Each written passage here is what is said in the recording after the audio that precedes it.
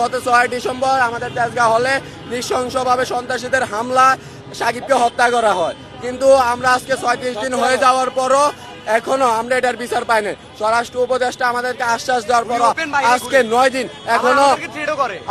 দিন এখনো তাদেরকে গ্রেপ্তার করা হয়নি। পুলিশ তাদের ব্যর্থতার সর্বোচ্চ যে এটা আছে ওটা প্রকাশ করতেছে। কিছুদিন আগে আমরা প্রশাসনের সাথে কথা বলছি, সবার সাথে কথা বলা হয়েছে, ওরা আশ্বস্ত করছে 10 দিনের মধ্যে আমাদের ন্যায্য বিচার দিবে। হ্যাঁ, তো 10 দিন পর ওদের কোনো কার্যক্রম নাই, উল্টা যারা মারছে তারা পুলিশের সাথে ছবি তোলে। আমরা কালকে তেজগাঁও থানা ঘেরাও করব, কারণ এখন পর্যন্ত আমরা আমাদের বিচার পাইনি।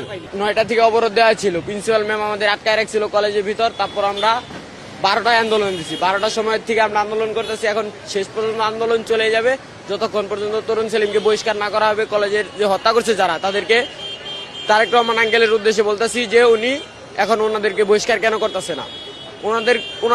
ওনারা আমাদেরকে প্রতিনিয়ত হুমকি টামকি দিয়েই চলেছে যে আন্দোলন করিস না, তোর আন্দোলন করে তোদেরকে মেরে ফেলবো, এরকমটা।